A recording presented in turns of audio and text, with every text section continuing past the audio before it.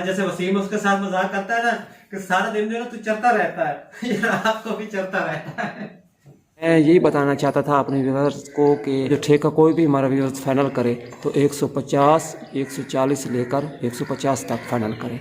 ये डिज़ाइन बना हुआ है, ठीक है। इसकी तारें वगैरह इस तरह का काम है। बिस्मिल्लाहिर्रहमानिर्रहीम, अस्सलाम वालेकुम। मैं हूं मुनव्वर सियाल, तो आप देख रहे हैं हमारा YouTube channel Mubashshir Munawwar vlog. मैं उम्मीद करता हूं कि आप सब खैर खैरियत से होंगे, जहां भी होंगे इंशाल्लाह अल्लाह के हुक्म से खुश होंगे।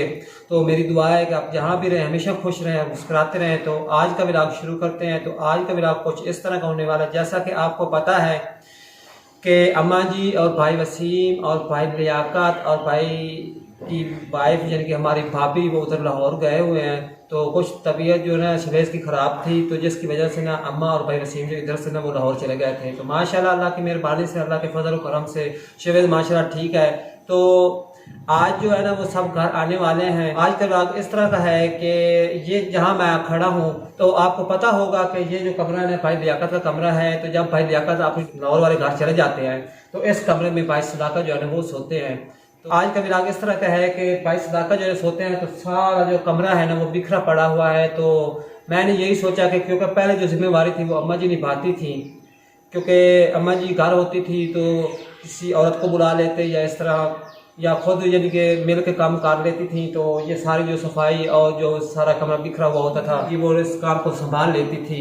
ये सारी जो जिम्मेवारी ये मुझे करनी पड़ेगी या इधर घर में मेरी बेगम है तो उसने करनी है। तो हम ये मिल के काम करते हैं और इसकी सारी जो है सफाई भी करते हैं और जो सामान बिखरा पड़ा है इसको भी संभालते हैं। और क्योंकि भाई सदाकत जो है वो स्कूल गए हुए हैं, मैंने यही सोचा कि मैं इस कमरे की सारी सफाई भी कर देता हूँ और साथ ही जो चीज़ें बिखरी पड़ी है उन्हें भी संभाल लेता हूँ। और जो एक्स्ट्रा चीज़ें भाई सदाकत की रखी हुई पड़ी है वो भी उठा कर उसके कमरे में रख देता हूँ। फिलहाल तो उसका कमरा वही है जिस कमरे में वो पहले सोता था। बेशक उसका पोर्शन बन रहा है लेकिन अभी तैयार हो रहा है, अभी तो उधर वो कुछ नहीं रख सकता ना वो उधर शिफ्ट हो सकता है। तो फिलहाल उसी के साथ के कमरे में ना सारी चीज़ें जो है वो शिफ्ट करता हूँ, मैं आपके साथ भी शेयर करता हूँ। मैं इधर आ गया हूँ इस कमरे में। तो ये देखें, आपको नज़र आ रहा होगा कि भाई सदाकत जब सुबह उठते हैं ना स्कूल के लिए तैयारी करते हैं ना, तो ऐसे इस तरह से उठ के ना अपनी तैयारी करके नाश्ता करके स्कूल चले जाते हैं। तो सब कुछ वहीं का वहीं छोड़ के चले गए हैं। और इधर शूज़ पड़ी है और एक इधर इसका शूज़ पड़ा है और उधर आपको दिखाई दे रहा होगा कोट वगैरह पड़ा है। और जो भी ज़रूरत की चीज़ें हैं ना वो ऐसे जहाँ रखते हैं ना वहीं रख देते हैं। पहले अम्मा जी संभालती थी, तो आज मैंने सोचा कि मैं और मेरी बेगम जो है ना हम मिल के ना इसकी सारी सफाई भी कर देते हैं और जो चीज़ें उस भाई सदाकत की एक्स्ट्रा पड़ी है उनको उठा के ना उसके कमरे में रख देते हैं। तो ये काम मैं स्टार्ट करता हूँ और आपके साथ भी शेयर करता हूँ। और ऐसे देख रहे हैं इधर तो केले पड़े हैं। ये जो है ना रात को भी ना सोता है तो साथ साथ ना कुछ खाता रहता है।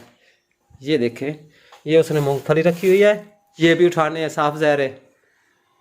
तो मैं अपना काम स्टार्ट करता हूँ। सबसे पहले तो ये जो रज़ाई पड़ी है इसको उठा के उधर रख देते हैं। भाई सदाकत के कमरे में ये रज़ाई है।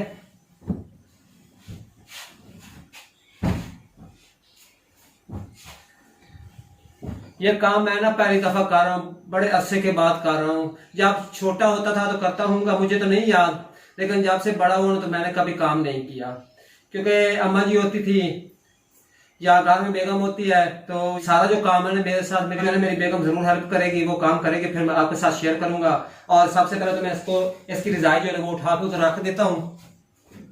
एक तो ये बेड शीट है ये भी चेंज करनी है, ये वाली, इसको भी उतार देते हैं।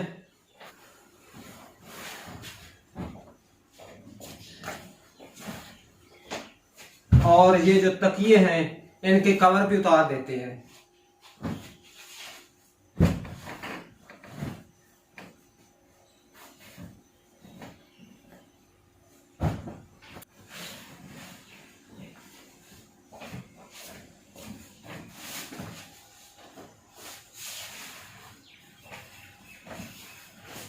इन लड़कों ने ऐसी ऐसी जैकेट्स दी हुई हैं जैसे ऐसे महसूस होता है जैसे इन्होंने ना हवा में उड़ना होता है। तो ये जैकेट्स वगैरह भी इनकी पड़ी हैं, ये भी उठा लेते हैं। ये तौलिया हुआ, ये शर्ट हुई, ये पैंट हुई और इधर भी काफी सारा माल पड़ा है। ये सारा सामान जो है ना भाई सदाकत का उठा कर उसके कमरे में रख देता हूँ।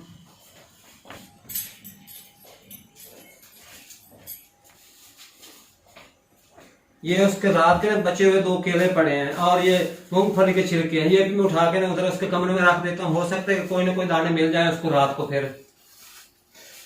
ये ना सारी रात जो है ना ऐसे ना चलता रहता है, जैसे वसीम उसके साथ मजाक करता है ना कि सारा दिन जो है ना तू चलता रहता है, ये रात को भी चलता रहता है जी। तो मैंने सारे कवर वगैरह जो है ना वो उतार दिए हैं, जो भाई सागर का एक्स्ट्रा सामान पड़ा था वो भी मैंने उठा दिया। तो अभी बेगम साहब जो इस कमरे की सेटिंग करती है मैं आपके साथ शेयर करता हूँ। हाँ जी, तो मैं इधर आ गया हूँ। तो माशाल्लाह कमरा जो है ना वो रेडी हो गया, मैं आपको दिखा देता हूँ बेगम साहबा ने किस तरह इस कमरे की सफाई की और इसको तैयार किया। हाँ जी, तो ये भाई लियाकत लोगों की ना रज़ाई है, ये इस कलर की है और बेडशीट जो चेंज की है वो इस तरह की है और साथ ही जो तकिए हैं वो भी चेंज कर दिए हैं। तो उनके कवर नहीं, ये वैसे भी तकिए चेंज हैं मुकम्मल तौर पे, तो वो भी चेंज कर दिए हैं। और इधर जो है ना बालू सजा के रख दिया है और उधर भी आप देख रहे हैं। तो इस तरह जो है ना सफाई भी की है और जो बिखरी हुई चीज़ें थी उसको ना उन्होंने संभाल दिया है।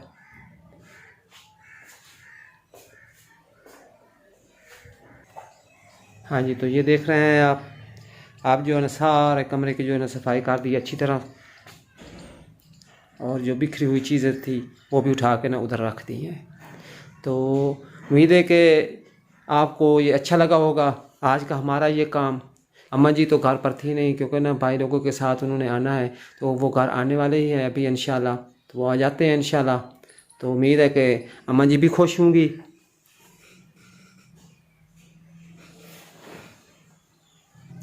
हाँ जी, तो ये सफाई वाला काम और जो कमरे को सजाने वाला काम था ये तो काम हो गया ख़त्म। तो इसी के साथ साथ मैं आपके साथ एक और काम भी शेयर कर देता हूँ, आपको दिखा भी देता हूँ और आपके साथ कुछ ना शेयर भी कर देता हूँ ताकि ना आपको भी इस चीज़ का इल्म हो। इधर आया हूँ भाई सदाकत के घर में, जो नया घर बन रहा है, तो इधर आया हूँ और मैं यहाँ खड़े होकर ना आपको दिखाता हूँ। हाँ जी, तो मैं भाई सदाकत के घर में खड़े होकर ना वो सामने जो पर्दी बन रही है घर की वो मैं आपके साथ शेयर कर रहा हूँ और मैं साथ ये भी शेयर आपके साथ करना चाहता हूँ कि ये आपको डिज़ाइन नज़र आ रहा होगा क्योंकि मैंने ना मिस्त्री को ना इस पर्दी का ठेका दिया था। तो असल बात जो मैं आपको बताने वाला हूँ वो ये बात है कि मैंने ये जो पर्दी है ना ठेकेदार को ना ठेके पे दिया है। तो ये जो पर्दी है मेरे ख्याल में मैंने इसकी एस्टीमेट लगाया है, ये जो है ना इसकी लंबाई और चौड़ाई जो मुरब्बा फुट में बनती है वो तकरीबन 170 फुट बनती है। ये सामने वाली पर्दी जो फ्रंट वाली है ना जहाँ मिस्त्री ये काम कर रहे हैं, ये भी डिज़ाइन बना रहे हैं साथ वो भी डिज़ाइन बना हुआ है। तो ये तकरीबन 170 फुट पर्दी बनती है। तो मैंने जो ठेका इसका तय किया ना वो 170 रुपये तय किया है, लेकिन मैंने पहली बार ये ठेका दिया है 1 फुट की कीमत 170 रुपये, यानी कि उन्होंने ये पर्दी बनानी है उसकी पैमाइश हो जाएगी। तो जितनी पैमाइश यानी कि फ़ोटो बनेंगे तो उसके हिसाब से ना 170 के साथ पैसे बन जाएंगे, तो वो इनकी जो है ना मजदूरी बन जाएगी।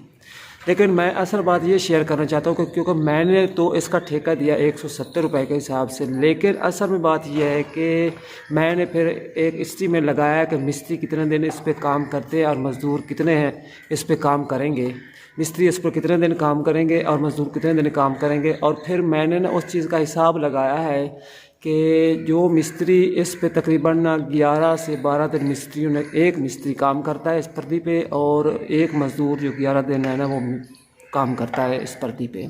तो मैंने वो हिसाब ये लगाया है कि उसकी मज़दूरी जो बनती है तकरीबन कुछ 23-24 हज़ार रुपये बनती है। लेकिन जिस तरह मैंने ठेका दिया है तो इस तरह इनके पैसे बनते हैं 28-29 हज़ार रुपये बनते हैं, 28-29 हज़ार रुपये बनते हैं।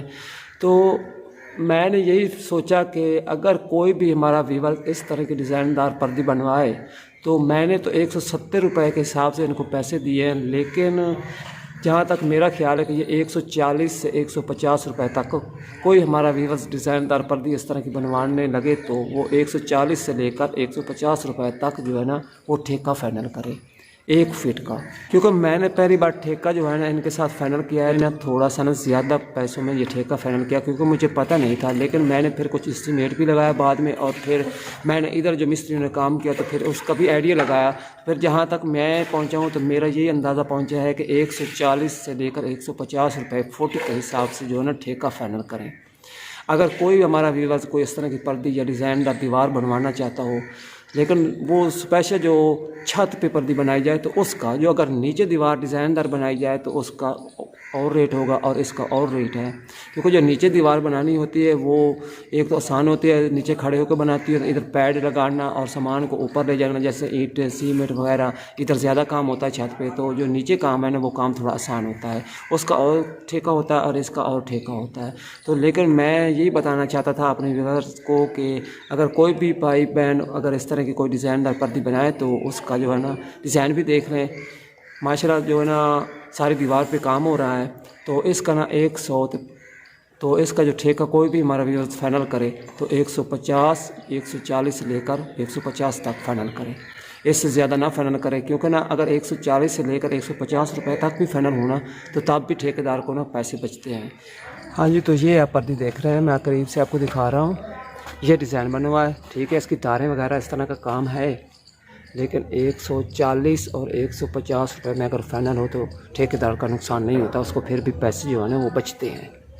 जी, तो आज आपने मेरा सारा काम भी देख लिया और साथ ही मैंने आपके साथ कुछ गपशप भी शेयर की। तो उम्मीद है आज का हमारा ये व्लॉग आपको अच्छा लगा होगा। अगर अच्छा लगा तो हमारे चैनल को सब्सक्राइब भी कर दें और साथ ही बेल आइकन के बटन को ज़रूर प्रेस किया करें, ताकि हमारी नेक्स्ट आने वाली वीडियो को नोटिफिकेशन आप तक बर वक्त पहुँच सके।